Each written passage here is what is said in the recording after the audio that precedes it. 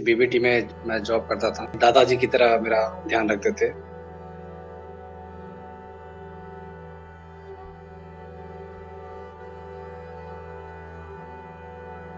So now I will request Narhari Karuna Prabhu. Yes Prabhu ji, Hare Krishna, नमो प्रणाम सभी को। Hare Krishna दंडवत प्रणाम। वांछा कर परमेश्वर के पास तो एक्चुअली गुरु महाराज के साथ तो खैर मैं कभी पर्सनली यहाँ नहीं, लेकिन हाँ ऑब्वियसली बीबीटी में मैं जॉब करता था। महाराज का सबसे प्रिय सेवा, इसमें काफी कुछ मतलब महाराज के बारे में मतलब जानने का मौका भी मिला था मुझे, और काफी कुछ जाना भी इस टाइम पे। और शुरुआत से ही मतलब मैं काफी बच्चे टाइम से ही इस्कॉन में ज्वाइन कर लिया था। तो मुझे भी मतलब काफी अच्छा सपोर्ट रहा, मतलब as a parents, as a दादाजी की तरह मेरा ध्यान रखते थे, नो डाउट है।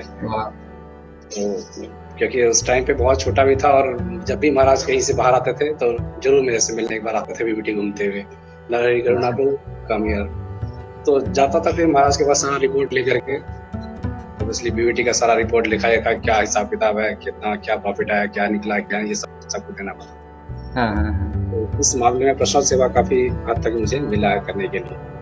अच्छा। दूसरा फिर महाराज का वैसे ग्लोरिफिकेशन तो मतलब इस लायक नहीं है कि हम कर पाए, लेकिन फिर भी मैं प्रयास करता हूँ शॉर्ट फॉर्म में कि महाराज का एक तो प्रीचिंग लेवल बहुत जबरदस्त होता था।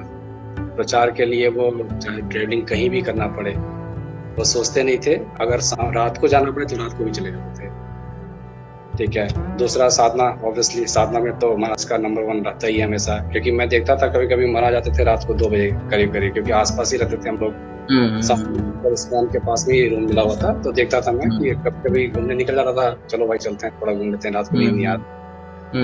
तो काफी डिवोटीज वहाँ पे माला भी करते थे, तो देखा 2 बजे भी आते थे, तो उस टाइम मंगला आरती वो करते थे फिक्स है। चैंटिंग करके फिर जाते थे रेस्ट करने के लिए, ये फिक्स था उनका। लेकिन रेस्ट भी कहाँ कर पाते थे वो, थोड़ा सा मतलब 2-3 घंटे का रेस्ट मिलता, उसका फिर सीधा निकल जाते थे प्रसाद के लिए। जब प्रसाद होता था, प्रसाद में जरूर शामिल होते थे, सभी डिवोटीज के साथ देखने के लिए आते थे, एटलीस्ट ये सब प्रसाद सब। तो इस मामले में मतलब केयरिंग नेचर भी बहुत जबरदस्त था महाराज का, चाहे वो प्रसाद के लिए हो, चाहे वो साधना के लिए हो, चाहे पर्सनली किसी का भी केयरिंग, वो जिससे भी मिलते थे केयरिंग के लिए वो नंबर 1 रहते थे हमेशा। काफी लोग ये भी कहते थे कि मतलब महाराज मुझे जानते नहीं होंगे, इतने सारे डिवोटीज हैं, मुझे थोड़े जानते होंगे। नाम पकड़ के बुलाते थे, इधर आओ, ठीक है। और उसके बाद फिर वो आश्चर्य में हो जाता था सामने वाले, ये कैसे हो सकता है, मेरे को मिले तो 2-3 साल हो गए, महाराज नाम भी जानते हैं। तो ऐसा कई सारे केसेस सुनने को भी मिला। तो महाराज का मेमोरी पावर भी बहुत जबरदस्त था भाई, तो बात की मर्जी है जो भी हो, लेकिन था बहुत जबरदस्त। बाकी बुक डिस्कशन में तो पता ही है सबको कि महाराज डिस्कशन बहुत ही मतलब ध्यान रखते थे कि बुक डिस्कशन इसलिए जरूरी है क्योंकि बुक तो मतलब सार है, हमारा बेस है। बुक रीडिंग अगर नहीं होगा तो इसको उनका बेस हिल जाएगा पूरी तरीके से। सो इसलिए बुक रीडिंग तो पूरा ध्यान रख, मतलब सब जब भी वो लेक्चर देते थे तो 2 चीज जरूर बोलते थे, प्रभुपाद बुक रीडिंग और चैंटिंग, ये 2 काम हमेशा ही करना है, इसको छोड़ना नहीं है। और बाकी फाइनेंस के रिगार्डिंग बता दिया मैंने, प्रीचिंग हो गया, बुक डिस्कशन हो गया, साधना हो गया, प्रसाद के लिए पता ही था, केयरिंग नेचर में ऑब्वियसली बता दिया मैंने आपको। और बाकी महाराज का बहुत सारे management, overall GBC authority head थे, तो काफी कुछ देखना होता था उनको। महाराज का मैनेजमेंट भी बहुत मतलब हेक्टिक शेड्यूल होता था, कभी जीबीसी की मीटिंग कहीं हो जाती, कभी कहीं हो जाती, कभी कहीं हो जाती, तो जाना पड़ता था उनको।